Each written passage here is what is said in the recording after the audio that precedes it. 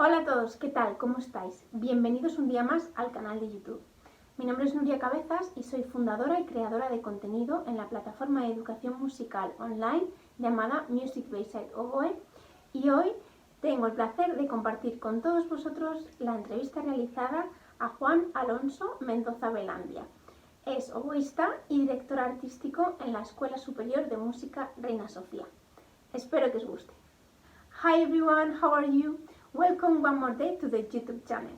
I'm Nuria Cabezas, I'm founder and content creator at the educational musical platform called Music Bayside Oboe, and today I have the pleasure to share with all of you the interview with Juan Alonso Mendoza Belandia. He's an oboist and artistic director at the Escuela Superior de Música Reina Sofía. I hope you like it.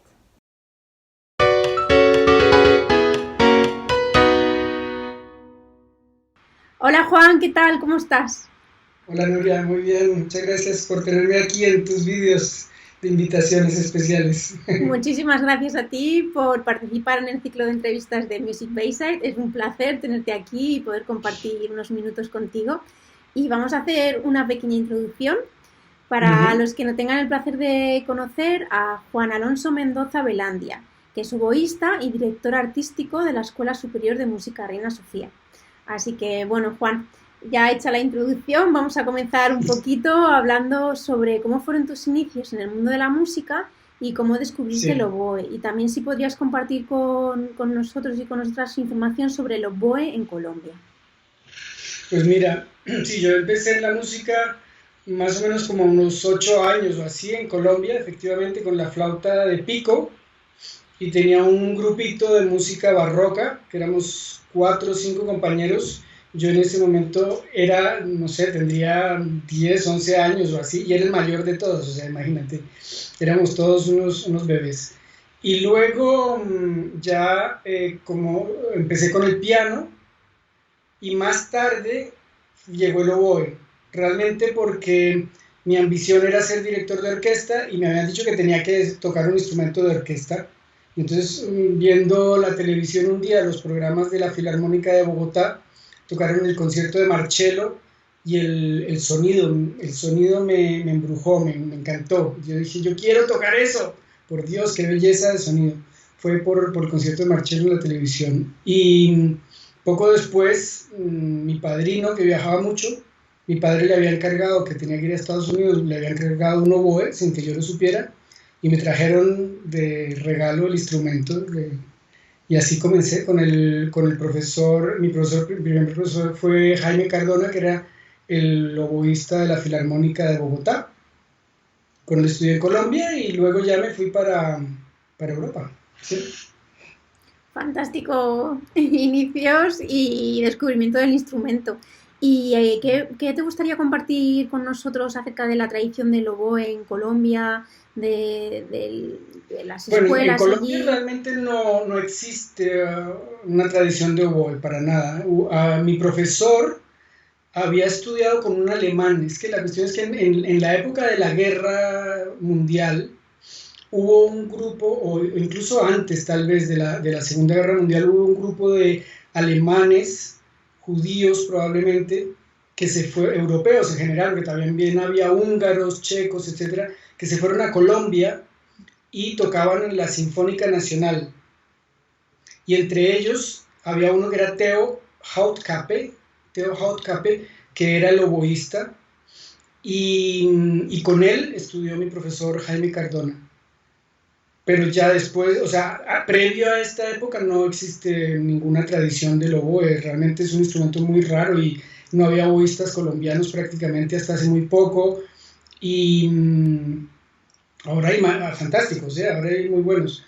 Pero luego, cuando yo me vine, los oboístas eran o americanos, de las orquestas allá, o americanos, y había un suizo también, Andreas Schneider, que también daba clases en el conservatorio.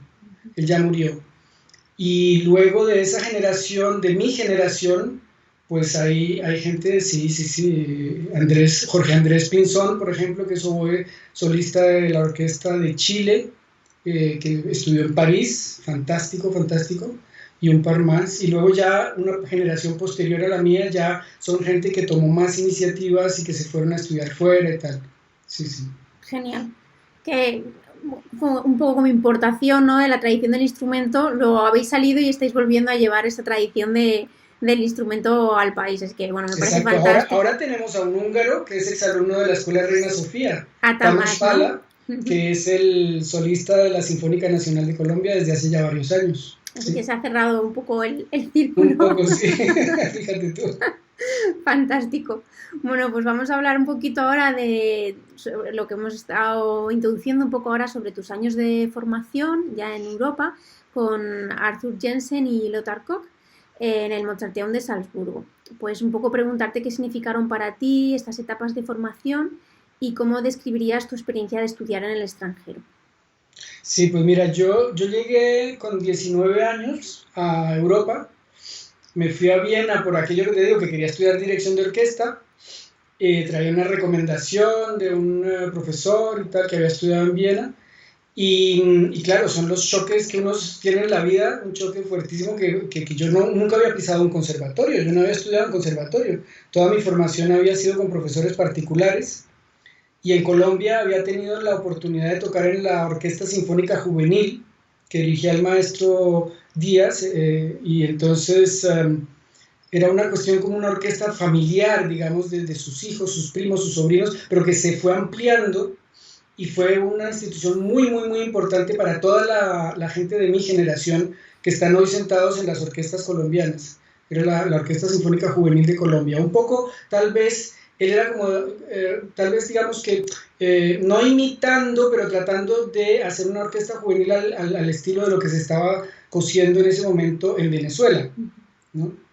Y el maestro Ernesto Díaz, pues formó esta orquesta, yo pude entrar ahí afortunadamente, por lo que te digo, que los oboes en Colombia eran muy raros, entonces que a medio tocabas, que medio sacabas dos notas, ya venga para acá, que te voy a meter en la orquesta.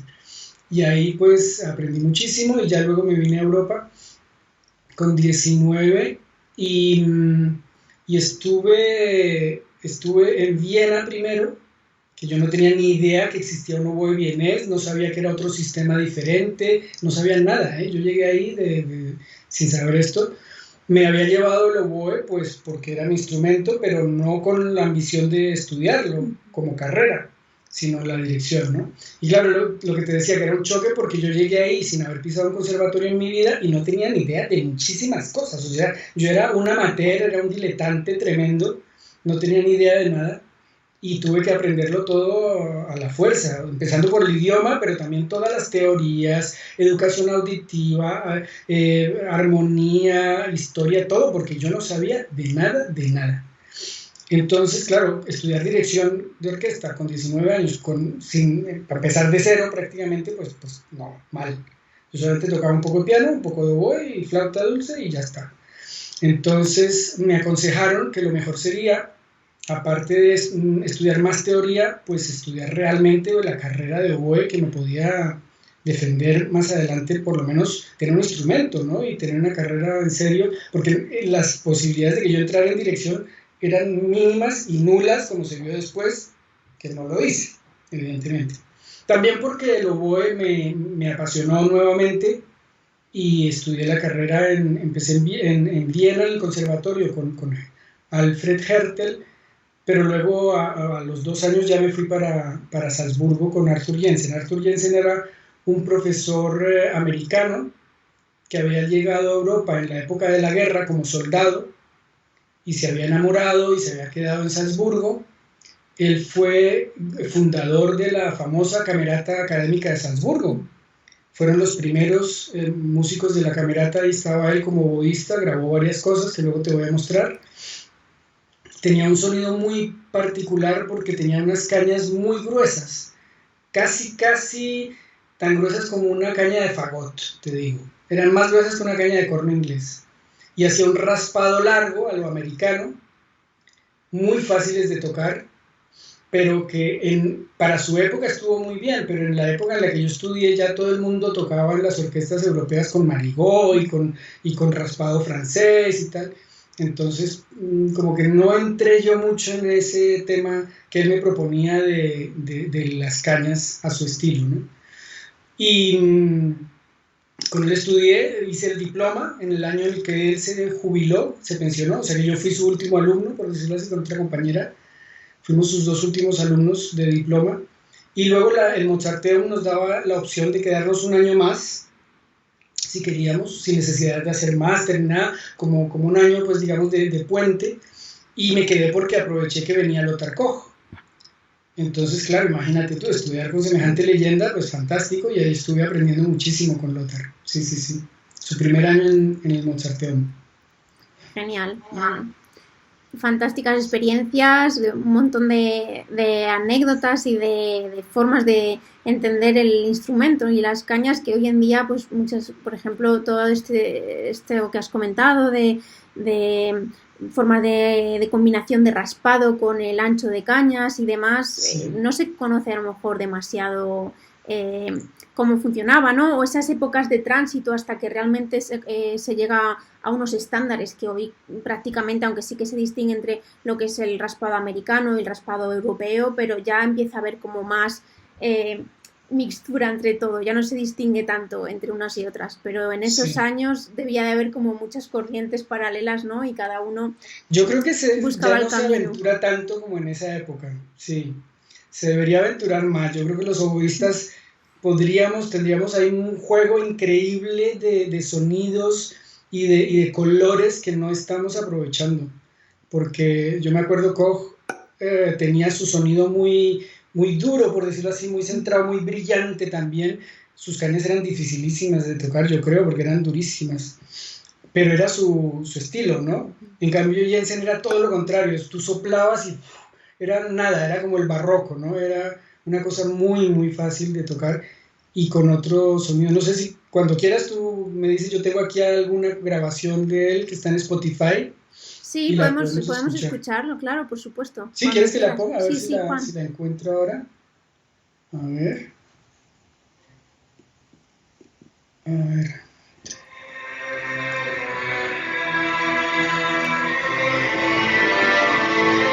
A ver si era esto lo que yo quería poner, ¿no? No, esto es otra cosa. Momento. No pasa nada. Bueno, aprovechamos No para decir pasa, no a todo pasa. el mundo que lo podemos encontrar en Spotify, la grabación, o para quien quiera escucharla. Bueno, no sé. Aquí el Spotify me está tomando un poco el pelo, está poniendo cosas de Liszt, conciertos para flauta, no sé qué pasa.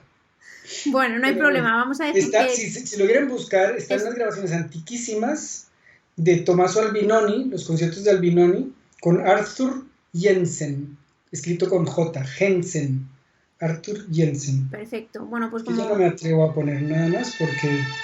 No, olvídalo. no hay problema. Qué Ya, pena, bueno, perdón. ya como ha comentado, en Spotify podéis encontrar las grabaciones de Jensen, de incluso escuchar más de lo que hubiéramos puesto aquí. Y bueno, Sí. como ha comentado Juan, sí que vais a escuchar el sonido, el timbre, eh, Es muy pues peculiar. Espérate, puedo exacto, poner eso sí la carátula para que la reconozcan. Es esta. perfecto. Bueno, pues ahí invitamos a quien quiera simplemente por un poco curiosidad de escuchar otros sonidos o de cómo se tocaba en otra época, pues ahí lo tenemos.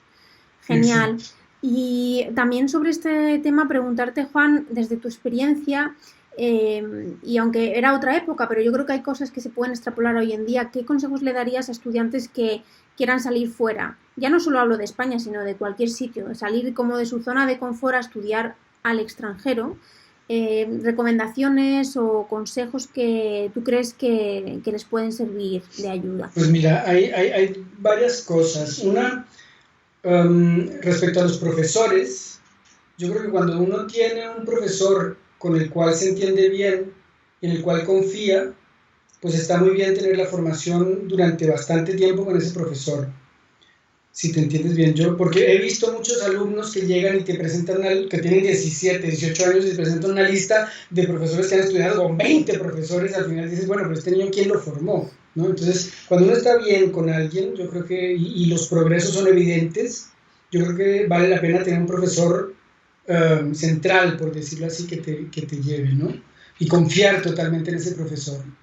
Y luego las masterclasses, a través de masterclasses que hoy en día son mucho más fáciles de organizar que antes, entonces se conoce a mucha gente, ¿no? Se puede conocer a mucha gente con las masterclasses. Esa es una forma de luego hacer un puente con alguien con quien te hayas entendido bien y quieras después proseguir tus estudios, ¿no? Después de tener una base, como digo, con un profesor ya durante algún tiempo, pues decides cambiar, entonces te vas con otro profesor. Ahora, ¿en dónde esté ese profesor? Yo creo que tiene que ser lo de menos, porque uno tiene que aventurar, ¿no? Uno aprende además mucho de la vida cuando se va a otra ciudad, a otro país, con otro idioma, conoce gente nueva, conoce nuevas culturas, eso te forma muchísimo. No solamente en la parte musical, sino también como persona. Es muy, muy importante también. O sea, a mí la época en Austria me marcó para toda la vida, porque luego ya, en fin, yo estoy casado con austriaca, yo tengo pasaporte austriaco, o sea, yo soy muy austriaco por eso, porque en esa época era una época fundamental de mi formación y yo tengo que agradecer a Austria toda mi formación musical profesional, claro, claro que sí, porque es muy importante. Entonces, o sea, salir de la zona de confort, como tú dices, no solamente te aporta experiencias a nivel artístico o instrumental, sino que te forma como persona el hecho de tener que salir, que vivir en otras circunstancias, aprender otro idioma, conocer gente de todos los mundos, de todos los colores, de todas las religiones, de todas las culturas, es muy, muy importante. Sí. Y luego, pues, ese profesor, escógelo, que te entiendas bien con esa persona, o sea, que sea una relación no solamente profesional en el sentido de autoritaria, digamos, ¿no? De que tú eres el profesor, yo soy el alumno, sino que tiene que ser una relación hasta cierto punto personal, de que tú confías en lo que esa persona te aconseja para tu futuro, como que te va marcando a medio o largo plazo unas metas que te van a llevar a lo que tú quieres, ¿no? Eso es importante, sí, un profesor así. Bueno, pues gracias, Juan. Muy, muy buenos consejos, yo creo, desde la experiencia y que mucha gente seguro que o ya ha vivido o está viviendo o se está planteando, ¿no? En estos momentos, Sí. todos estos temas. Y vamos a hablar ahora un poquito de tus experiencias en el Gran Forum Bien y la Sinfónica de Tenerife. ¿Qué nos puedes compartir? Bueno, pues la cosa es que, claro, yo cuando llegué a Viena, como te decía, no sabía que existía el oboe vienés. Entonces, en Viena ellos, claro, como son tan pocos y tienen tan pocas opciones de trabajo, porque fuera de Viena se toca oboe francés en todo el mundo. Solamente en Viena se sigue tocando el oboe vienés. Entonces ellos defienden su territorio a capa y espada y es muy difícil entrar ahí para nada. O sea, yo te voy a contar una experiencia que tuve. Yo cantaba en el coro ¿sabes? La sala dorada del Musikverein, en donde es el concierto de Año Nuevo, ¿no? Que todo el mundo conoce el concierto. Bueno, esa sala es preciosa. Yo afortunadamente tuve la suerte de tocar ahí un par de veces, pero canté muchísimas, porque esa sala es la sala de la Sociedad Filarmónica, se llama la Sociedad Filarmónica de Viena. Y la Sociedad Filarmónica de Viena no solamente tiene la Orquesta Filarmónica, sino un coro amateur, muy, muy bueno, que es con el que Karajan hacía sus discos. Si tú buscas Karajan, por ejemplo, el Requiem de Brahms, o la Misa Coronación de Mozart, o ves el vídeo de Karajan tocando esta misa en el Vaticano para Juan Pablo II, esas grabaciones son con ese coro, con el coro del Singverein, se llama, el Singverein de Viena. Entonces yo entré ahí cantó Claudio Abbado, ahí cantó Zubin Mehta, ahí han cantado muchísimos directores y por tradición, simplemente porque se aprende mucho, porque tienes la oportunidad de cantar viendo grandes directores y siempre con la Filarmónica o con la Sinfónica de Viena, ¿no? Son conciertazos buenísimos. Entonces yo también me metí ahí. Y en un momento dado tuvimos una invitación porque alguien del coro se casaba y entonces estábamos todos invitados, o muchos del coro estábamos invitados, y pidieron que si alguien quería en la fiesta, pues hacer algún acto artístico, ¿no? Si alguien se apuntaba a algo. Bueno. Y yo, como siempre he sido así como muy fresco, dije, pues yo voy a tocar con el oboe alguna cosa. Bueno, y montamos con el pianista del coro, que es amigo mío, montamos el caliboda, las piezas de salón, que son como muy así, muy fáciles para una oportunidad así, pues están muy bien. Ahora, tienen lo suyo técnicamente un poquito virtuosístico también, ¿no? Y, en fin, estás en la boda y tal, y bueno, me tocaba a mí, entonces cogí el oboe, lo monté, empecé a tocar, mozo de salón, perfecto, Juan Mendoza, papapín, papapán, terminé. Y cuando viene alguien de otra mesa y me dice, oye, que te está llamando ahí en aquella mesa el marido de nuestra compañera soprano fulanita, que quiere hablar contigo. Y yo, ¿el marido de una compañera del coro? Bueno, pues voy. Cuando me siento en la mesa, resulta que el marido de mi compañera del coro era el concertino de la Filarmónica de Viena. Entonces, el tío le había gustado. Y me dice, oye, ¿y tú qué oboe tocas? Y yo, pues yo toco oboe francés, mira, Marigo. Y si no tocas oboe vienes, pues no, lo siento. Pero tú vives aquí, tú estudias aquí. Y dije, sí, pero yo como soy extranjero, pues no me eduqué en el oboe vienés, me eduqué en el oboe francés. ¡Ay, qué pena! Porque si no te hubiera llevado a la Filarmónica de Viena a tocar y a la ópera. Y yo, no, por favor. Esa fue una ocasión en la que tú dices, ¿por qué no toco el oboe vienés? Pero bueno, todo esto viene porque los oboístas franceses, que éramos varios, que vivíamos en Viena, todos extranjeros, claro, que todos los vieneses y todos los austriacos tocaban el vienés. Pero los que venían de China, de Corea, los que veníamos de Latinoamérica o Rumanía incluso, pues teníamos el oboe francés y a veces nos salían oportunidades para tocar cosas, ¿no? Por ahí un bolo por aquí o por allá, una misa, lo que fuera, ¿no? Cosas, digamos, de menor calado, porque las orquestas solamente, evidentemente, llevaban a oboístas de oboe vienés. Y entonces los que sí realmente comenzaron a imitar a oboes franceses exclusivamente fueron los del Clan Forum por la necesidad de las técnicas extendidas, ¿no? O sea, el repertorio contemporáneo sí que cuadra mejor con un oboe francés que con un oboe vienés. Por eso fue que caí en el Clan Forum, porque bueno, yo en esa época, digamos, si puedo ser no tan modesto, pues digamos, yo tenía buen renombre ahí entre los que nos movíamos. Había un buen japonés también, compañero, un fantástico rumano, un poco mayor que nosotros, que sigue viviendo en Viena y es, bueno, de los mejores oboístas en Viena, con oboe francés, Vasile Marian, y a mí, bueno, me trataba muy bien, con lo cual me invitaron al Clan Forum más de una vez a tocar el corno inglés, o el oboe. En esa época ya no estaba, pero acababa de estar Eduardo Martínez. Él estuvo en el Clan Forum de Viena, fíjate. Qué curioso. Que está en Granada. Sí. Y luego, cuando se fue, entré yo, pero luego trajeron a un alemán que tocaba el oboe primero, digamos, yo tocaba segundo, corno inglés y lo que hiciera falta, oboe de amor o lo que hiciera falta, ¿no? Y muy bien. Y después ya cuando me gradué y terminé tal, empecé a hacer audiciones y me salieron 2 plazas en la misma semana, que fue una cosa muy rara, porque estás haciendo audiciones, no te ganas ninguna, y de pronto te ganas 2 de sopetón, que fue una para la orquesta de Vorarlberg, que es la zona de Austria limítrofe con Suiza, en Bregenz, la ciudad de Bregenz, ya en el final de Austria llegando a Suiza. Ahí había una orquesta sinfónica que estaba comenzando, y me gané al mismo tiempo, en la misma semana, la plaza de cosolista en Tenerife.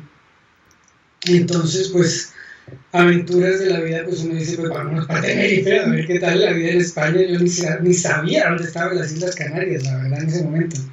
Pero fue una experiencia muy bonita, sobre todo porque ahí hay un capítulo en la mitad un poco feo, y es que teniendo yo ya la plaza ganada en Tenerife, tuve lo que yo llamo un accidente, pero que realmente fue como una agresión. Fui al congreso de la Tauber Society, ¿sabes? La Sociedad de Dobles Cañas, que fue ese año en Frankfurt, en el 91 creo, 91, 92, no me acuerdo.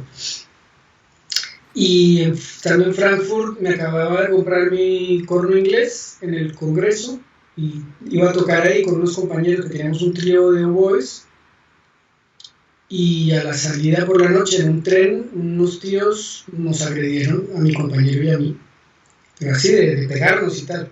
Entonces yo ahí tuve un problema porque perdí unos dientes, justo aquí, imagínate tú, para sostener la caña, si pierdes estos dientes en una agresión tremendo. Entonces ahí me planteé muchas cosas, ¿sabes?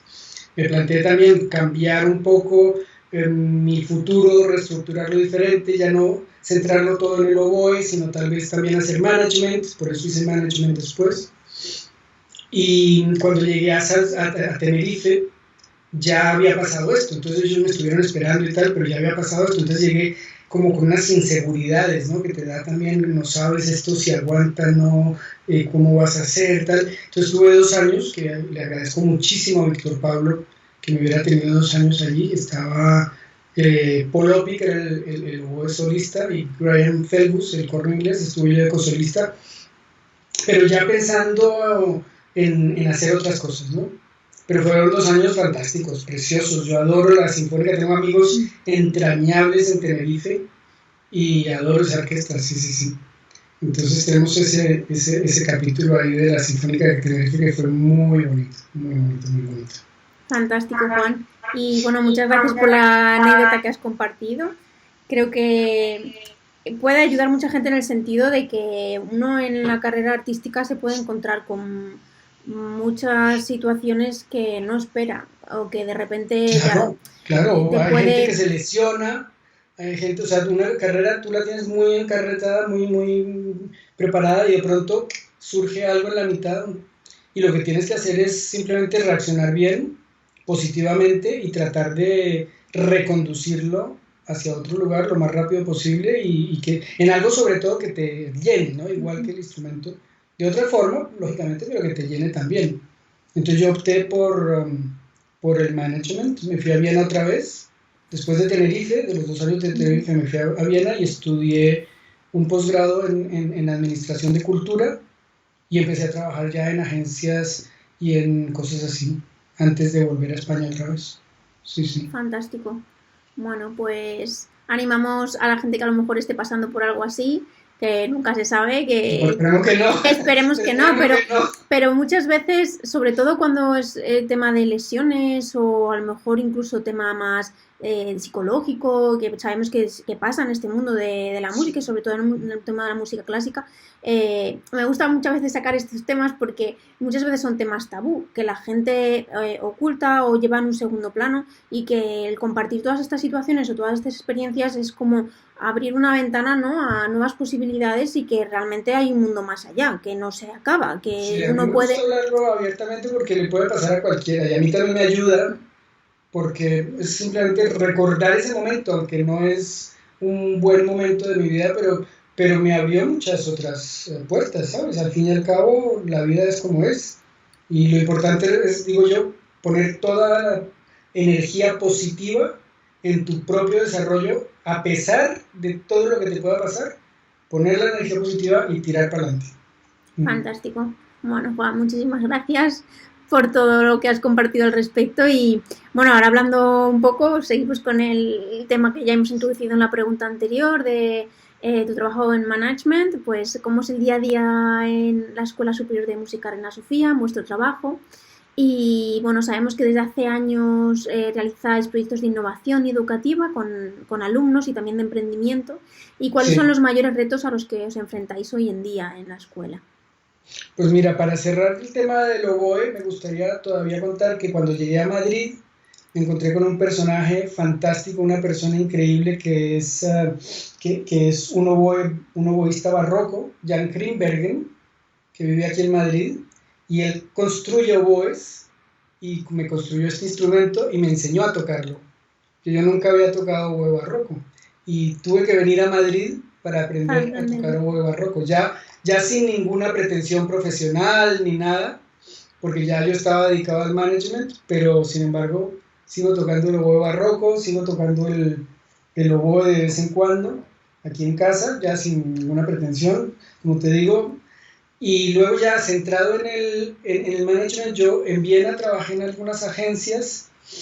Hicimos un proyecto muy bonito con una de ellas que es Turandot en la China, en las ciudades originales de las óperas. Íbamos allá a hacer las óperas, ¿no? Y hay un video fantástico dirigido por Zubin Mehta del Maggio Musicale Fiorentino, que se llama Turandot on Original Site, Turandot en Pekín. Es precioso, si pueden verlo, los amantes de la ópera, si hay alguno por ahí que lo miren, porque es con unos trajes preciosos, con muy buenos cantantes, como digo, Zubin Mehta dirigiendo una orquesta italiana fantástica, o sea que muy bueno. Yo estuve ahí y luego ya llegué a Madrid, entré al Teatro Real, en fin, eso que ya llega uno a Madrid y a ver qué hago, pues mando cartas y a ver qué sale. Y justo en el Teatro Real en ese momento estaban buscando una persona que fuera músico para trabajar junto al maestro García Navarro y hacer un poco el puente entre la dirección artística y la orquesta sinfónica. Y buscaban otra segunda persona en el departamento de producción que hablara muy bien alemán y muy bien inglés y español. Entonces yo llegué con todas las... O sea, todo mi bagaje y les ahorré una contratación prácticamente, porque yo hacía todo. Tenía el alemán, tenía el inglés y el español, el francés, y tenía la parte musical para hacer de puente entre García Navarro y la orquesta, y pues nos entendimos muy bien. Y ahí estuve un par de años, hasta que, bueno, me encontré un día en el Teatro Real con un amigo de Salzburgo, compañero de estudios, que era Fabián Panisello, el compositor. Él había estudiado en Salzburgo, nos conocíamos porque él es argentino, yo colombiano, y los latinos en el extranjero se encuentran siempre. Entonces, en fin, ¿tú dónde estás? No, yo vivo aquí, ¿qué tal? Ah, muy bien, yo también, perfecto, ¿qué haces en el teatro? No trabajo aquí. Ah, pues fantástico, yo estoy en la Escuela Reina Sofía, de jefe de estudios, y al poco tiempo, no sé, como a los 6 meses o al año o así, me llamó, me dijo que estaba vacante la plaza de coordinación académico-artística, que se llamaba en ese momento, que ahora ya es la dirección artística. Y pues me presenté y me tomaron, con lo cual llevo ya, pues Nuria, tú que estudiaste ahí hace algún tiempo, yo llevo 20 años en la escuela, que me parece increíble llevar ya 20 años en la Escuela Reina Sofía. Entonces ha cambiado mucho, la escuela va muy bien. Schellenberger sigue siendo el profesor, que también ya lleva 20 años en la escuela. Víctor Ranchel, por supuesto, el profesor asistente o adjunto, y excelente pedagogo también. Y bueno, retos, pues sí, la cuestión es que a los músicos, como veíamos antes, en mi caso, de mi pequeño trauma este que te conté, pues los músicos tienen que tener muchas herramientas para poder sobrevivir en el futuro y llevar una carrera y dedicada a la música, ¿no? No es solamente el instrumento, no es solamente tocar. O sea, solistas será o sea, contados con los dedos de la mano. Músicos de cámara, pues sí, puede que más. En los vientos no tantos, porque no hay tantos grupos dedicados a la música de cámara que puedan vivir de eso. Pedagogos, pues sí, también tiene que haber pedagogos. Entonces todo esto hay que formarse uno para poderlo hacer. Porque si tú vas solamente a aprender a tocar el instrumento, pues nadie te lo va a enseñar. Entonces, en la escuela estamos tratando de implementar nuevas direcciones, nuevos cursos, nuevas cosas, y tenemos, por ejemplo, uno que es de emprendimiento, para que los chicos de la escuela aprendan a hacer sus propios proyectos, que es muy importante. Porque cuando tú sales, que yo quiero grabar los conciertos de Albinoni, pues tío, ponte y hazte un proyecto. Consíguete a alguien que te lo grabe, consíguete una editorial que te lo publique, consíguete una pequeña orquesta que te acompañe, consíguete la sala donde lo puedas grabar. Entonces tú mismo te lo cocinas, tú mismo te lo preparas, te lo cocinas y te lo sirves, porque nadie lo va a hacer por ti hoy en día. Antes tal vez era distinto y entonces si uno era bueno se sentaba al lado del teléfono y el teléfono sonaba y te llamaban. Pero esa época ya pasó. Ahora uno mismo tiene que hacer sus propias cosas. Entonces de eso se trata el emprendimiento, de que aprendan los chicos a tener ideas, desarrollarlas, no solamente en lo musical, netamente musical, sino también a utilizar la música para otras cosas. ¿Sabes? La semana pasada justo teníamos una reunión para hablar de los grupos de emprendimiento de este año y había cosas muy bonitas y muy diferentes, muy diferenciadas. Había un grupo que se había dedicado, por ejemplo, a grabar canciones para niños. Otro grupo que había utilizado la música para defender el medio ambiente. Otros que habían hecho un programa de reciclaje a través de atraer a la gente con la música y con las orquestas estas de instrumentos de reciclaje y todo esto, ¿no? Entonces la música, o sea, también ha habido proyectos con asociaciones de personas vulnerables, de mujeres que han tenido problemas de agresiones físicas o psicológicas y que a través de la música pueden canalizar toda esa sensibilidad y les puedes aportar muchísimo, ¿no? Entonces, la música no es solamente tocar y estar en una sala de conciertos o grabar un disco, ¿no? La música da para muchísimo, muchísimo más. Y de eso se trata, que pensemos qué nos gusta, cuáles son nuestras sensibilidades, qué queremos aportar también nosotros como músicos a la sociedad. Porque si queremos que la sociedad mantenga, por decirlo así, o pague las subvenciones para las orquestas y para los teatros, nosotros como músicos también tenemos que aportarle algo a la sociedad.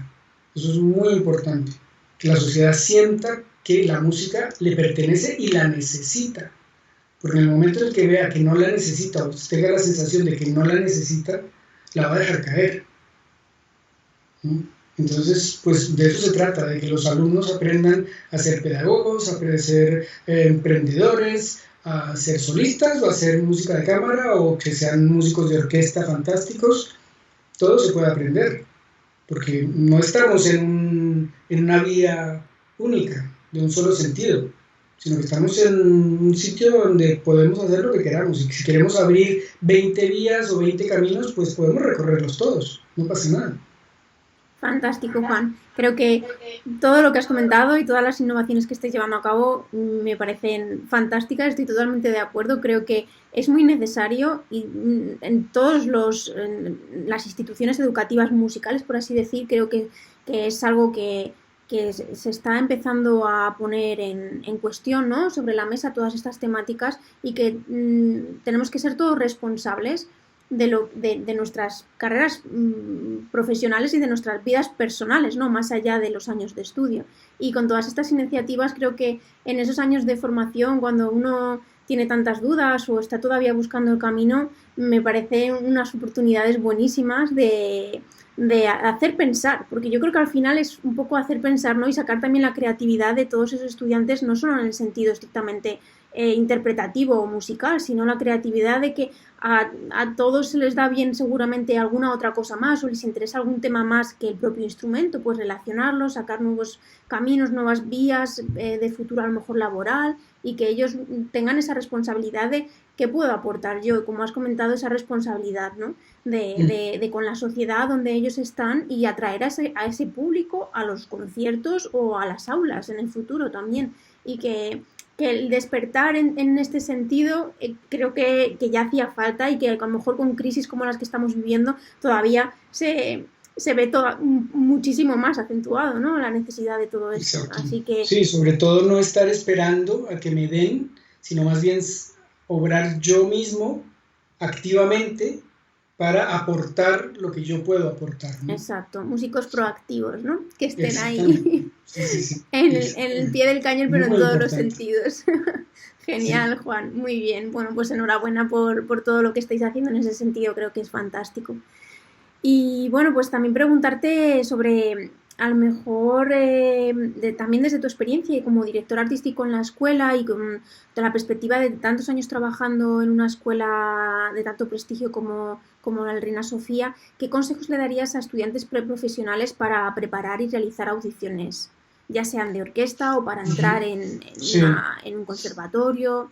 ¿Qué quisieras compartir? Pues mira, yo creo que la experiencia me ha llevado a pensar que si tú estás convencido de que las cosas son posibles, igual lo puedas lograr.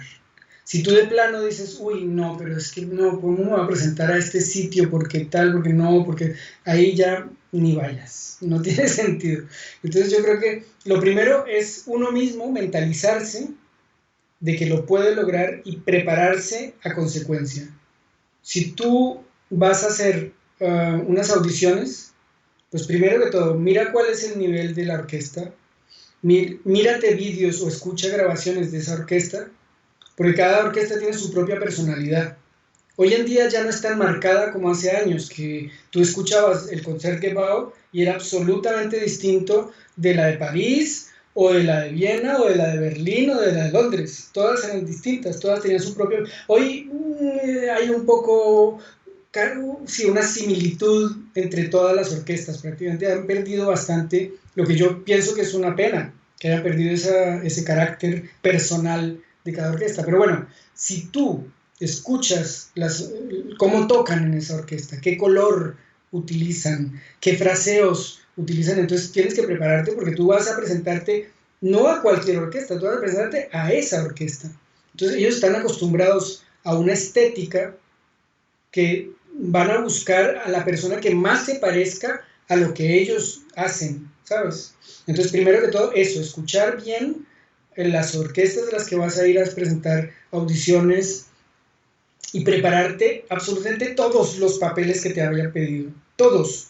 Porque hay mucha gente que dice, no, es que esto no va a caer, es que esto ya me lo sé, es que no sé. No, prepáratelos todos, que si te despiertan en la medianoche a las 3 de la mañana y te ponen el oboe en la mano, seas capaz de tocarlos todos, tanto el concierto de Mozart como las partes orquestales, todos los solos, todo, que te lo sepas todo, en fin, todo. O sea, que muchas veces uno lo deja para el último momento. Y con método. Yo siempre he sido una persona muy metódica y yo sé que para llegar a esta meta, pues tengo que hacer estos y estos y estos y estos y estos pasos. Entonces, también llevar buenas cañas, pensar cuál es la humedad relativa de la ciudad a la que vas a ir a hacer para prepararte bien y tener cañas listas pero no terminadas y tener este tipo de tal, y que si el color que ellos usan es más ancho, más pequeño, que si el raspado, no sé qué, sabes, esa flexibilidad de la cual hablábamos al principio, yo creo que en ese caso de las orquestas hay que jugar mucho con eso, ¿sabes? Y estar uno muy vinculado muy libre, sentirse muy libre con esos parámetros que pueden cambiar el sonido de un momento para otro. Yo me acuerdo de una audición que hice en una orquesta que llegué a la final y no me la dieron, no me la dieron. Pero te cuento por qué. Porque yo venía a estudiar con Jensen, perdón, con Koch, entonces había como tomado un poco ese sonido de Koch, ¿no? Así, Entonces llegué a la audición, me fue muy bien y tal, y en la final había un chico suizo y estaba yo, nada más, el suizo y yo. Y me dice, bueno, toca tal parte de orquesta. Yo, bueno, pero es que me gustaría un poquito el sonido, un poquito más ligero, como con otro color. Y yo, exactamente igual. No, pero es que a ver, si puedes ponerle otro, no sé qué, o sea, yo no era flexible, ni con esa caña, ni con esa actitud, ni con nada. Entonces, claro, pues, ¿qué necesita un director? Un músico que sea flexible, que si él le pide esto, cambie inmediatamente, que se note el cambio. Entonces, entre más flexible sea un músico de orquesta, mejor. Porque cada semana va a tener un director distinto que le va a estar pidiendo cosas diferentes. Entonces, eso me parece un buen punto. Y luego, para entrar en una escuela, yo creo que hay que saber cuál es el nivel al que tú estás y al que está la escuela, y qué es lo que quieres hacer en esa escuela, tenerlo muy claro también, para escoger la escuela adecuada para ti. Si tú, y luego lo mismo que dije antes, ¿no? Prepararse a fondo, en fin, fíjate tú que Schellenberger, que tú lo conoces muy bien, es un tío que tiene más de 70 años y que cada vez que está en Madrid, tú lo ves corriendo, haciendo jogging, con sus pantalones, o sea, con su vestido de sport y tal, porque se va a dar vueltas por el Parque del Retiro o por la casa de campo o por donde sea. Es un tío con una disciplina sobre sí mismo férrea. Y así ha logrado todas las cosas que ha logrado. Entonces hay que ser consecuente con uno mismo, ser disciplinado, ser metódico y pues así creo que se logran las cosas. Si no, así de rápido y a la suerte, dejar las cosas a la suerte nunca es bueno, ¿no? Fantásticas recomendaciones. Sí. Y sobre todo, no echarse de para atrás cuando te digan que no. También. Porque casi nunca se da que te den el trabajo a la primera o que pases la primera audición que has hecho. Entonces, nada, que no la ha pasado, pues no pasa nada. Tengo una experiencia más, conocí mucha gente, otros compañeros. Yo he conocido gente en audiciones, fantástica, gente con la que todavía me carteo, me mando emails y los tengo en el Facebook, en fin, fantástico. Sí, o sea que es siempre una experiencia más y vamos para adelante, siempre para adelante. Genial, Juan. Me parece todos muy buenos consejos, desde luego. Y bueno, vamos a hablar un poquito, sí que has comentado antes pues, tu experiencia con el oboe francés y vienés, y hablar un poco a lo mejor también pues de con qué oboe tienes en la actualidad, qué características te gustaría destacar del instrumento, y también el oboe barroco que has comentado antes, y bueno, veo por ahí también más instrumentos, no sé si quieres enseñar. Tenía que, mira, no sé si conocen los chicos esto es un duduk, es un instrumento de doble caña, que aquí tiene como un sombrerito que es para proteger la caña, y es un instrumento armenio que suena precioso. Ahora no lo tengo, no está mojada la caña, con lo cual no lo puedo tocar, pero busquen duduk, suena precioso. Y tengo el oboe de amor, que ya lo presenté, de Jan Krimbergen, que construye oboes, el oboe de amor no, el oboe barroco, construye también oboes de amore barrocos, y construye también oboes da caccia, con la campana esta brillante y tal, preciosos. Y yo cuando toco, porque no toco mucho, la verdad, tú sabes que yo tengo que organizar 350 conciertos al año y tengo una agenda hasta arriba. Entonces cuando puedo sacar un tiempito, pues toco mi marigó de toda la vida. Este marigó tiene más de 20 años, ¿sí? El número, mira, para que los que les gustan los números y buscar datos, es 24060. O sea, 24.000. Yo creo que ya van por más de 100.000, ¿no? O 200.000. No sé más o menos, yo estoy un poco perdida, la verdad, exactamente pero por el número. Es un oboe de más de 25 años que me lo han arreglado y está precioso, está fenomenal. Marigó. Y luego tengo el Fossati, que es el oboe de amore, Fossati, muy bonito. Y el corno inglés, ese lo tenía y lo vendí en la escuela a un alumno de la escuela. Que no sé si lo puedo decir a quién, pero bueno, a un alumno que le gustaba mucho mi instrumento, se lo presté una vez, porque sabes que mis instrumentos están para la escuela. Sí, lo sé. Estos instrumentos los utilizan los alumnos de la escuela. El oboe de amor, ese puedo confirmar que va muy bien, porque tuve la oportunidad de tocarlo. Del tríptico de Antal Dorati, el oboe de amor que necesité para tocarlo fue con ese oboe de amor. ¿Fue con el mío? ¡Ay, qué bonito! Sí. Qué emoción! Así que aprendí mucho con el oboe de amor, además que tuve la suerte de que me lo dejaste con tiempo, así que pude hacer cañas. Claro, porque estaba al servicio de los alumnos de la escuela, los instrumentos. Yo ya no los uso prácticamente, entonces yo no los quiero tener en casa. También en Colombia, mi primer instrumento, ese que te contaba, que me trajo mi padrino, ese instrumento está en Colombia y se lo entregué a una asociación de una pequeña orquesta juvenil en donde Tamás Bala es profesor. Entonces yo se lo di a Tamás para que lo utilizaran los niños allá en su escuela orquesta. O sea, mis instrumentos, si yo no los uso, tienen que seguir una vida, no pueden depender de mí, lógicamente. Ahora, este instrumento, pues, yo creo que nunca lo venderé ni nada porque fue el instrumento con el que trabajé profesionalmente en Tenerife. Lo compré justo para entrar a Tenerife. Entonces ese es mi niño consentido. Sí. Lo he mandado a arreglar ya muchas veces, ¿eh? Le han hecho de todo, pues, en fin, revisiones generales y tal, pero funciona. Sí, funciona bien. Con buenos cuidados, los instrumentos sobreviven. Los he cuidado mucho. Sí. Fantástico. Bueno, pues hemos visto ahí un despliegue de instrumentos fantásticos todos.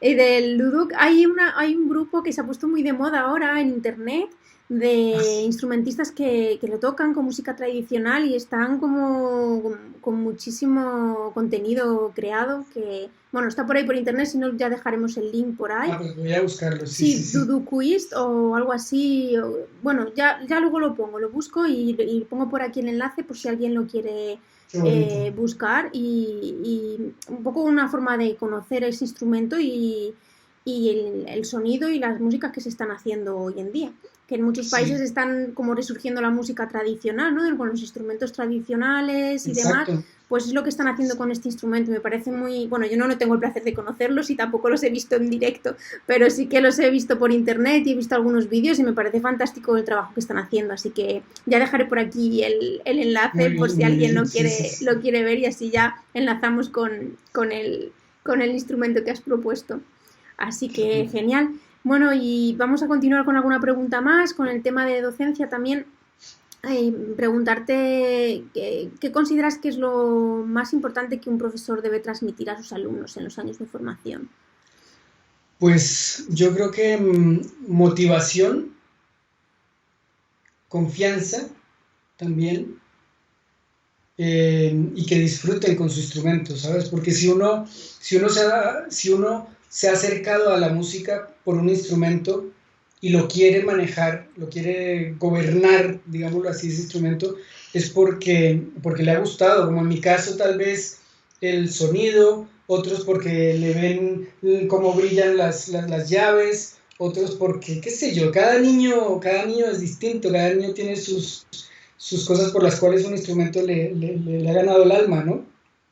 Otros porque querían otro instrumento y no lo había. Y entonces le dijeron, venga, toma oboe porque no hay del otro que tú querías.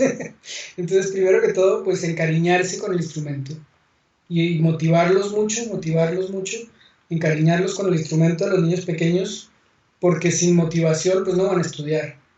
Y lo que necesitamos es que los niños estén felices practicando su instrumento. Entonces, yo creo que ahí. Y luego ya, a medida que vas subiendo nivel, pues hay que hacer una base técnica muy importante. Eso, la base técnica es fundamental, porque si no la tienes bien construida y llegas después a un nivel superior y no la tienes bien manejada la base, el profesor ¿qué va a hacer? Te va a cortar tu evolución y te va a decir, no, un momento, vas a construir tu base técnica porque sin la base técnica no puedes avanzar. Entonces pierdes ahí un tiempo valiosísimo.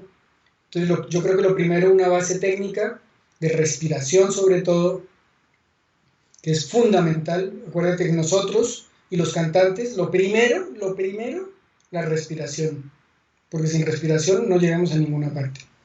Luego ya las cañas, que uno pueda ser flexible con las cañas, que no sea dependiente de las cañas, que si tienes una caña mala, no importa, igual tocas, igual estudias, porque no pasa nada con tener, o sea, las cañas, que muchas veces para muchos oboístas son el punto difícil, ¿no? Donde te atascas y no, es que tengo cañas, es que no sé con qué caña voy a tocar. El ideal sería que pudieras tocar con cualquier caña.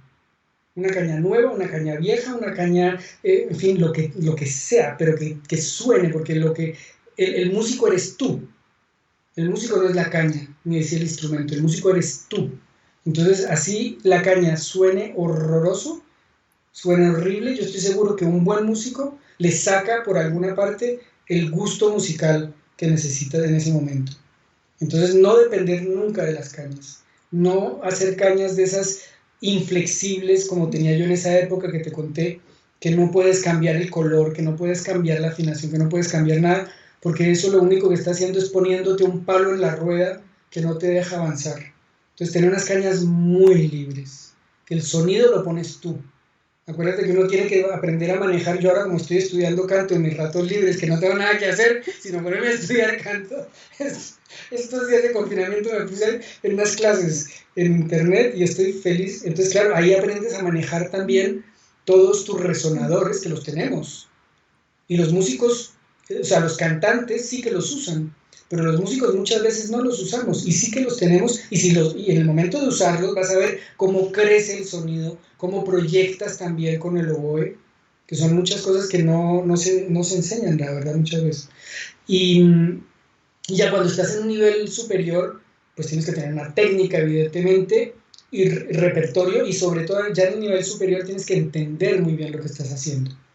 Tener un conocimiento de las obras, de la historia del compositor, analizar las obras muy bien, un análisis armónico, un análisis formal, porque eso también luego te ayuda a memorizar mejor el repertorio. Entonces todas esas cosas van, ¿sabes? Vas subiendo en los peldaños y cada momento te exige otras cosas distintas, ¿no? Pero yo creo que todo eso va aportando y siempre disfrutar, que eso es lo importante. Siempre disfrutar, porque un artista que no disfruta con lo suyo no es artista. Para poder ser artista y poder contagiar a la gente que te escucha, tienes que estártelo pasando pipa en el escenario. Porque si no, la gente se da cuenta. Si tú estás sufriendo en el escenario por las cañas, por la respiración, por la afinación, porque me levanté y no dormí bien o lo que sea, porque me comí un sándwich y me sentó mal, eso el público se da cuenta. No sabe qué te pasa, pero dice, este tío le pasa algo. Y entonces yo me pongo tenso como público y no lo disfruto. Dígame, cuando el músico está disfrutando a tope, musicalmente libre, que te lleva, que te trae la melodía, que no sé qué, que está integrado con su acompañante o con sus compañeros de música de cámara o lo que sea, ahí esa es la diferencia, pienso yo, ¿sabes? ¿Cuál es la diferencia entre un músico bueno y uno excelente que de verdad la gente va y lo adora? Pues eso, yo creo que es capaz de compartir esa pasión que está sintiendo con el público, porque la música es comunicación y tú tienes que comunicar con tu público. Si no hay esa comunicación, si tú tocas para ti, introspectivamente, solo para ti, no vas a comunicar, y entonces ahí se rompe, porque entre el escenario y el patio de butacas no hay feeling, no hay comunicación, entonces ahí no sirve. Tiene que haber comunicación, y para eso tienes que estarlo tú mismo como músico disfrutando a tope. Pues sí, muy sabias palabras, Juan, totalmente de acuerdo. Yo creo que, bueno, en general, con cualquier trabajo también, ¿no? Es un poco el amor, Exacto, el amor claro. por lo que uno hace, y el respeto también, muchas veces, porque eso se nota, ¿no? En los músicos, el respeto por lo que tú estás haciendo, por la persona o el público en general que está escuchando, que está asistiendo a... Ese respeto también se traduce muchas veces en que ese canal, esa vía de comunicación, pues fluya mucho mejor. Exacto. Sí, Sí. y bueno, como bien has comentado, yo creo que se ve enseguida con cualquier músico. Así que Sí. muy, muy buenas recomendaciones, muy buenos consejos, Juan. Y bueno, ahora vamos a hablar un poquito también sobre la situación que hemos vivido los últimos meses y que seguimos viviendo todavía, ya que no ha pasado, sobre la pandemia del COVID-19, pues cómo habéis vivido la situación en la escuela y qué innovaciones y cambios estáis llevando a cabo para proseguir con todos los proyectos, tanto a nivel pedagógico como interpretativo. Sí, pues mira, estas semanas, que fueron meses, se convirtieron en meses. Nosotros cerramos, ¿qué día fue? Creo que el 10 de marzo.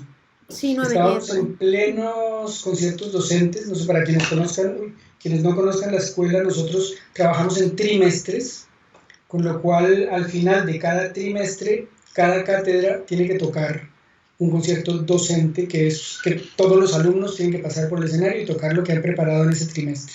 Te acordarás muy bien, ¿no? Sí. Entonces, esos conciertos son siempre en diciembre, porque la escuela comienza en septiembre-octubre, entonces tienen 3 meses hasta diciembre.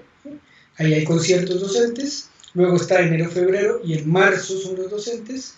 Y luego abril-mayo, y en junio o finales de mayo, comienzos de junio, son los terceros, ¿no?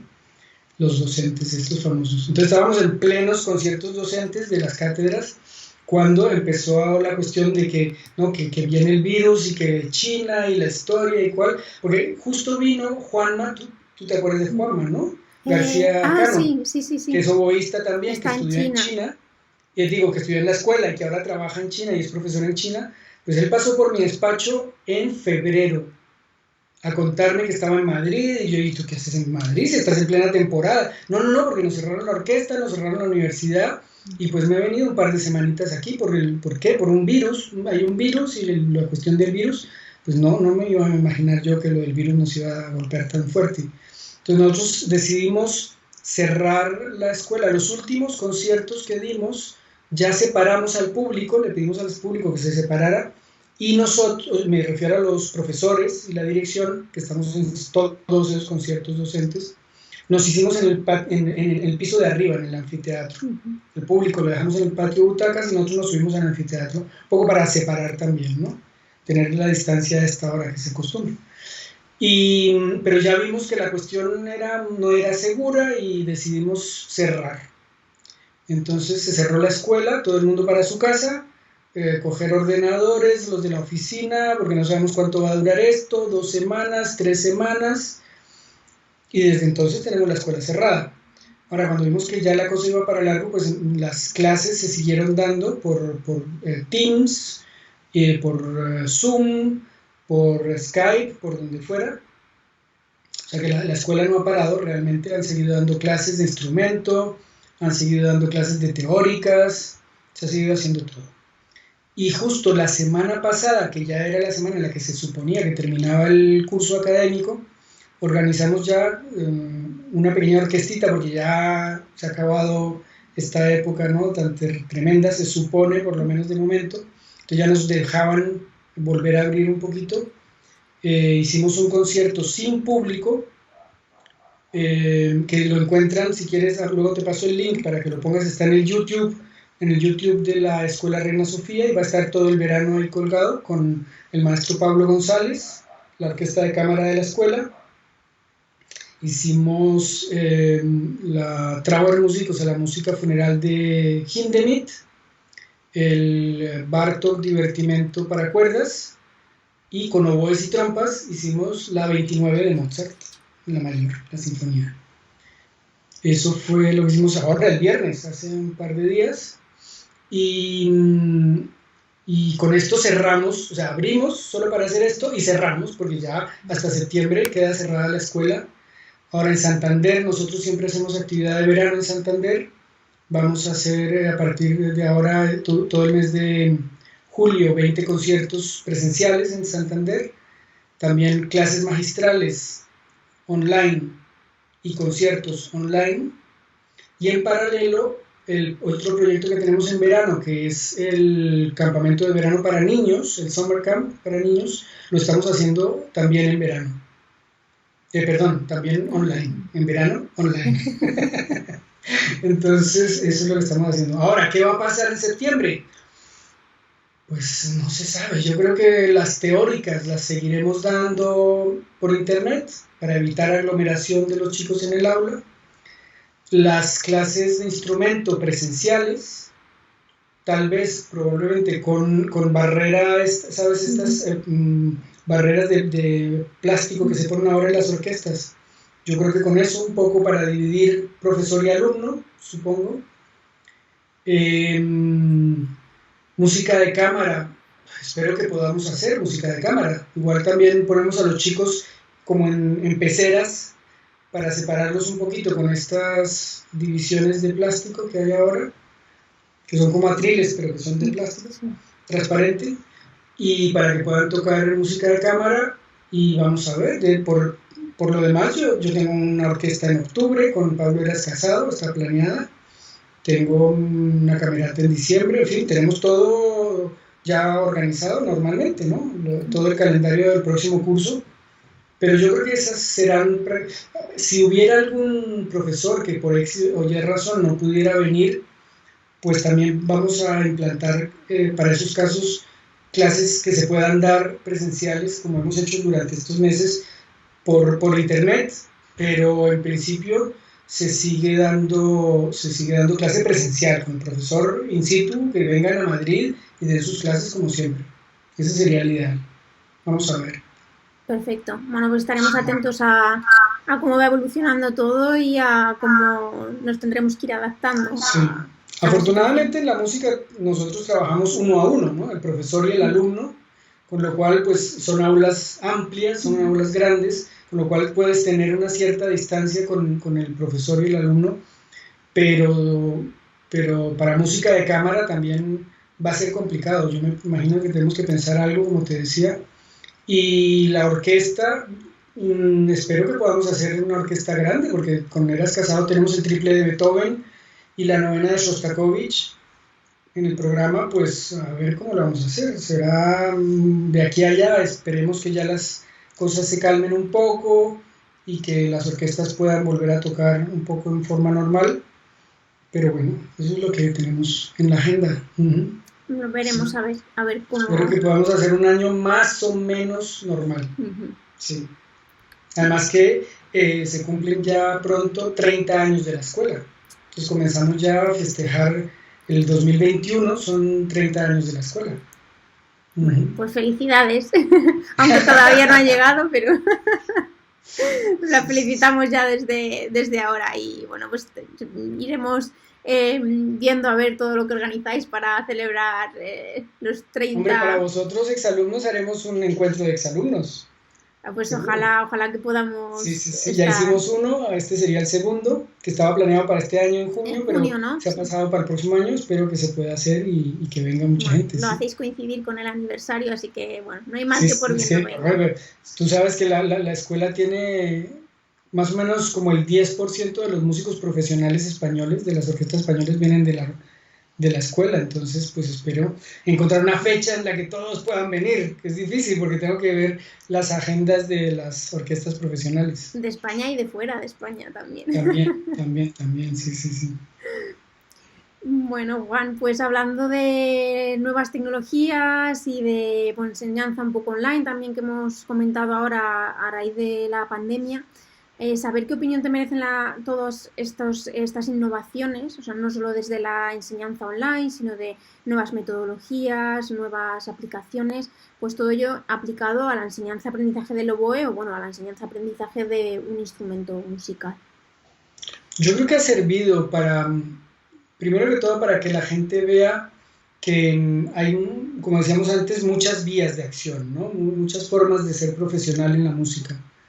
Entonces todos estos conciertos que la gente ha colgado en internet y todo esto, que se sigan haciendo, yo pienso. No, evidentemente no reemplaza a un concierto en directo donde tienes al músico ahí enfrente y que cuando comunica, que ya lo dijimos, te llega, ¿no? Y te toca tu alma, que eso es lo que hace poco vi una cuestión ahí en internet que decía, ¿tú qué estudias o a qué te dedicas? Dice, músico. Ah, músico, ¿y qué tocas? Toco almas, eso me encantó, porque tú tocas almas con tu música realmente. Entonces, todo esto de internet y tal, pues no logras tocar el alma de las personas, pienso yo, a través de internet, pero sí lo que puedes hacer es divulgar tu trabajo, o sea, que más gente llegue a lo que tú has hecho. Fíjate, el concierto del viernes, que era sin público, y ya lo han visto más de 2,000 personas en internet en este fin de semana. Entonces se divulga, ¿no? Se multiplica por miles las posibilidades de llegar a más y más gente. Entonces eso está muy bien. Y luego ya no existen barreras ni existe cercanía o distancia en poder contactar con un profesor, porque lo tienes por internet.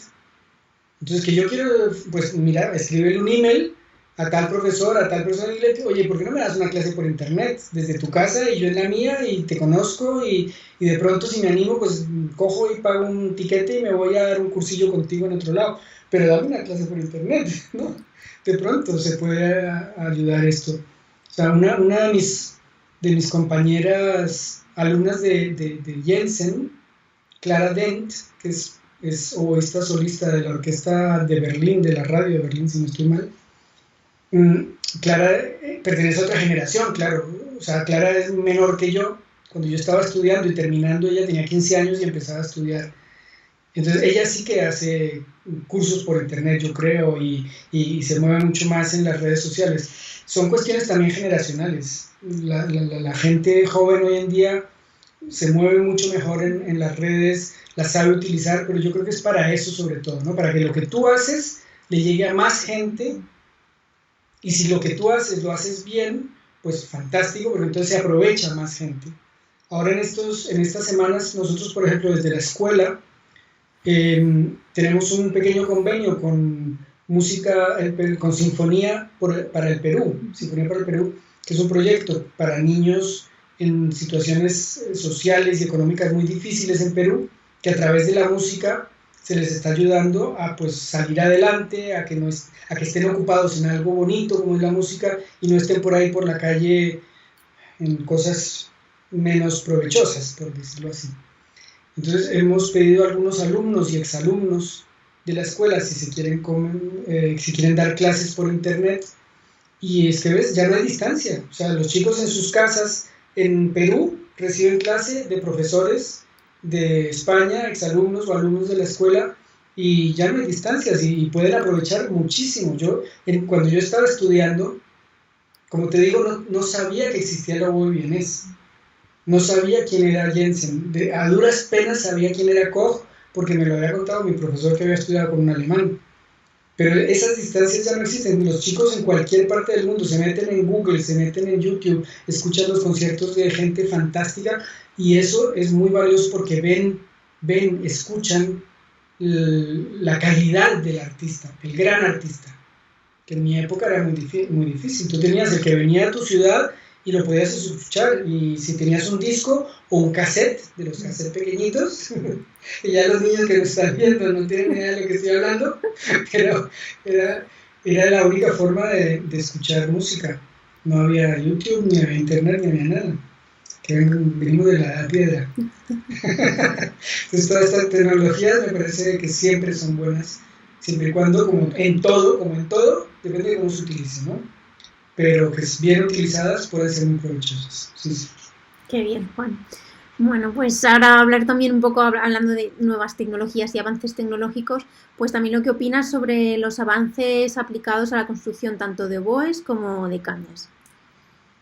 Esa es una pregunta muy buena, porque claro, si uno ve el medio ambiente y quiere salvar el medio ambiente, pues tener un oboe de madera, sabes que para construir este oboe han tenido que talar un árbol, pues da mucha pena, ¿no? Pero por otra parte, es que no hay un material que vibre y que viva como vive la madera. Entonces o sea, yo no sé si yo terminaría tocando en un instrumento de plástico, o de únicamente fibra sintética. Yo creo que la madera tiene algo especial que en el tacto, en el olor, en el color del sonido, que es irreemplazable. Ahora, ¿qué es lo que estamos buscando? Pues estamos buscando conservar el medio ambiente, pues sí. Tal vez el problema esté en la sobreproducción, no tanto en los materiales, sino en la sobreproducción, que hacen muchísimos instrumentos cuando realmente tal vez no se necesiten tantos. Y un instrumento con 5 años ya te dicen, uy, no, cambia ese oboe, que ese oboe ya tiene 5 años, ya tiene 8 años. El mío tiene más de 20 años. Depende para qué lo necesites, claro, depende del uso que le vayas a dar. Pero muchas veces los instrumentos que un profesional no usa, los podría donar para que los usen los niños, en vez de tenerlos guardados en un cajón. Entonces también todo esto es una cuestión de cómo se utilizan los materiales, Klaus Thunemann, los fagotistas, si hay alguno escuchándonos, sabrá quién es Klaus Thunemann. Klaus Thunemann un día me dijo a mí, ¿para qué formo yo tantos fagotistas de alto nivel si no se necesitan en este momento? No son necesarios en este momento, porque las orquestas solamente tienen 2 o 4 fagotistas, o muchos 5, ya las grandísimas orquestas, 6, que tienen ópera y sinfónico al tiempo y no sé qué. Pero él decía, ¿para qué formo yo tantos fagotistas? ¿No? Entonces todo depende de cómo es la política de utilización de los materiales. ¿Por qué se rajan los instrumentos? Pues porque la madera no está suficientemente preparada para hacerle esos huecos, que al hacerle los huecos estás siendo violento contra la madera, estás violentando la madera. Entonces, si esa madera no está suficientemente seca y suficientemente preparada para ese momento, pues la madera se raja, y por eso vienen entonces a hacer los arreglos con las resinas y con todo esto que se utiliza en la Green Line y todo esto para proteger los instrumentos. Yo creo que hay que repensar, antes de actuar hay que pensar. Siempre pensar para actuar y no actuar para pensar, ¡ah, lo que hice! No, piensa primero y después lo haces. Entonces, también con la cuestión de los materiales, ¿no? Hacer cañas de plástico. Muy bien, pero ¿de dónde sale el plástico? El plástico es una resina que viene del petróleo. Entonces, al utilizar el plástico, indirectamente estás promoviendo que continúe la extracción de petróleo. Entonces, tampoco es la mejor solución. Tal vez es más natural seguir cortando las cañas, dejándolas que crezcan, esperando a la luna llena o a la tal, cuando se cortan y tal, que eso es mucho más bonito. Es más natural que tocar con una caña de plástico. Ahora, que no todas las cañas sirven, pues no. ¿Todas las de plástico van a servir? Pues yo creo que tampoco. Entonces, no sé, yo soy partidario en este caso de seguir por una línea natural, utilizando maderas, pero con un criterio de protección del medio ambiente. O sea, no talar los árboles por talarlos, sino tal vez utilizar instrumentos que simplemente necesitan volver a tener una revisión general de las llaves, de los corchos, de todo esto, y que tienes al final un instrumento que es como nuevo. Entonces, ¿para qué te vas a ir a comprar un instrumento nuevo de 9.000, 10.000 euros si puedes mandar a arreglar el tuyo por 2.000 o menos, ¿no? Y así evitas que se corte un árbol de pronto. Pues muy interesante el punto de vista, Juan, y también muy de actualidad, en el sentido de que algo hay que hacer en general con los estilos de vida que estamos llevando. Sí, es que somos muy de usar y tirar. No solo con los instrumentos, sino con a lo mejor cosas que hacen incluso más daño al planeta, porque al final oboístas somos muchos, pero comparados con la población mundial tampoco somos tantos. Pero claro, en otros sentidos sí que esta concepción más naturalista y de pensar y de reutilizar, reciclar, todo esto es muy importante y creo que es el camino, porque si no, al final no va a haber solución dentro de unos años. Sí, yo también creo. Muy bien. Sí, o sea, por los oboístas solamente no va a haber una crisis de medio ambiente, seguro que no. Pero sí es verdad que hay muchos instrumentos que de pronto una familia no se puede costear un instrumento para sus hijos. Entonces hay muchos instrumentos que están metidos en un cajón porque ya no los usas, pues hombre, hay bancos de instrumentos que los pueden utilizar. Hay sociedades en donde hay fundaciones también donde hay que se dan instrumentos a los niños para que aprendan, ¿no? Y de pronto gratuitamente y si yo lo tengo en el cajón, pues ya está, lo entrego y que lo utilicen, ¿no? Bueno, pues sí. Aprovecho a hacer un llamamiento a esas personas que tengan instrumentos en casa, que no estén utilizando, que los despierten, que les den vida, que hay muchísimos niños, y lo digo además con conocimiento de causa en todo el mundo, de un montón de países que están deseando que les llegue un instrumento y tener la oportunidad de aprender a tocarlo. Y muchos talentos que se están perdiendo por no dar estas oportunidades, así que, como bien ha dicho... No hay nada más triste que un instrumento sin tocar, un instrumento incluso en los museos. A mí me da mucha pena por los instrumentos en los museos. A mí me llegan a la escuela a veces, me llegó hace poco una señora mayor con un violín, me dijo, mira, este violín era el instrumento de mi padre, y mis hijos ni mis nietos lo quieren tocar porque no les gusta la música. Y yo no quiero que el instrumento de mi padre esté sin vida. Entonces me lo dio para que los alumnos de la escuela le den vida al instrumento de su padre. Muy bonito. Dime si no. Pues muy sí. bonito. Entonces, pues así puede tener vida un instrumento que de otra forma estaría en un cajón. Y es una pena, ¿no? Pues sí. Y que van muriendo poco a poco también los instrumentos al no ser tocados. Así que, bueno, ahí queda el llamamiento y si a alguien le interesa que busque, como bien ha dicho Juan, asociaciones, fundaciones que aceptarán estos instrumentos y, bueno, tendrán una segunda oportunidad o tercera o cuarta. Sí. Genial. Bueno, pues vamos a ir ya terminando con las últimas cuestiones y es hablar un poquito ahora sobre tus hobbies, aficiones que te guste hacer para desconectar y también preguntarte por los proyectos presentes y futuros que tengas que te gustaría compartir. Bueno, pues yo cuando no estoy trabajando, pues la familia, soy muy familiar. Tengo 2 hijas preciosas, una mujer fantástica, entonces soy muy familiar, soy muy de estar en casa con mis hijas, que ya son grandes, ya la una no vive en casa, ya está estudiando en Viena también. Entonces, bueno, yo aquí en estos 40, más de 40 días que tuvimos, casi 100 días que tuvimos, estuvimos los 4 juntos y ahí realmente se ve, ¿no? Yo creo que esta pandemia fue para muchas familias y muchos niños una bendición también porque descubrieron a sus padres, pudieron tenerlos ahí todo el tiempo y fue una maravilla, ¿no? Y en muchas familias se destruyeron lazos también, evidentemente, pero en otras se reforzaron. Y en el caso nuestro, pues nos dedicamos a cocinar, a mí me encanta cocinar, a mis hijas también, a cantar, como te contaba antes, a cantar ópera aquí, los pobres vecinos debían estar que me mataban.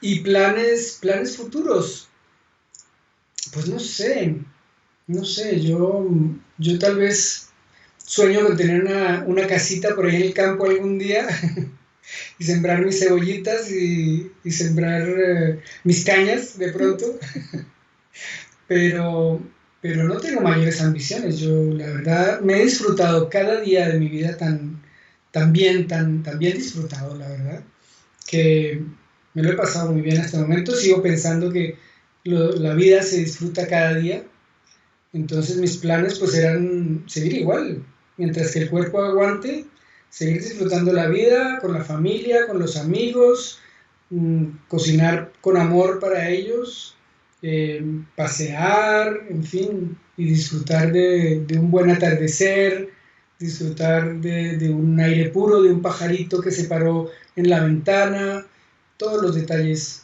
Eso es lo que le aporta a uno alegría al día a día. Qué bonito, Juan.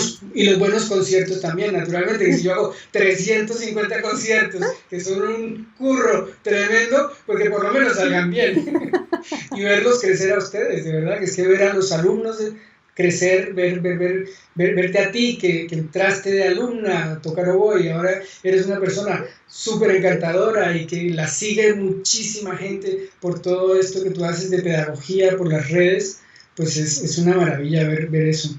Es la mayor satisfacción, de verdad, porque ustedes, verlos crecer es invalorable, de verdad. Qué bonito, Juan. Muchísimas gracias y para mí también un placer. Siento que como que no han pasado los años y parece que fue ayer y estás igual, yo te veo igual que hace 10 años ya, por lo menos que estuve en la escuela 10 o 12 años, ya pasa el tiempo, pasa volando, la verdad. Y bueno, muchísimas gracias por todo el trabajo que hacéis, por todas las oportunidades que dais, en mi caso por la oportunidad que me disteis a mí. Y nada, que muchísimas gracias por estos minutos compartidos, por todas tus experiencias. Yo me lo he pasado genial, me lo he pasado genial, he disfrutado mucho. Muchas gracias a ti por la invitación, porque yo sé que tienes muchos seguidores, muchos fans que aprenden muchas cosas muy valiosas que tú les das día a día con tus vídeos, que además son curradísimos, Llevan mucho trabajo. Son súper profesionales, chicos, mucho ojo, que aquí doña Nuria es muy profesional y ella no deja ni un detalle perdido por ahí, nada.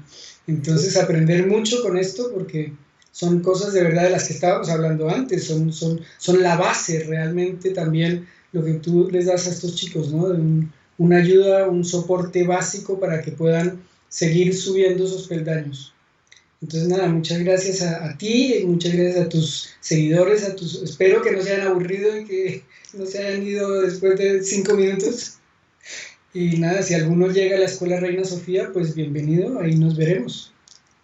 Fantástico, Juan. Bueno, pues hasta pronto y muchísimas gracias de nuevo por todo. Venga, a ti. Un saludo. Besazo. Chao. Welcome to the Music Bayside community. On the website of Music Bayside, musicbayside.com, you will find information on how to get online lessons and personalized attention and a free subscription to the newsletter. Through the email mail@musicbayside.com, you can get in touch. Share the video and subscribe to the YouTube channel Music Bayside, where you will find new videos every week. Follow me on Facebook, Twitter, and Instagram to be tuned. Have you heard about the Patreon platform? If you like the content I'm creating in Music Bayside and you want to support the project with a monthly donation started at $1, you can visit my Patreon page, patreonpage.com/musicbaysideobo, where you will find all the information about it. Thanks for being there, and I see you very soon in the next video.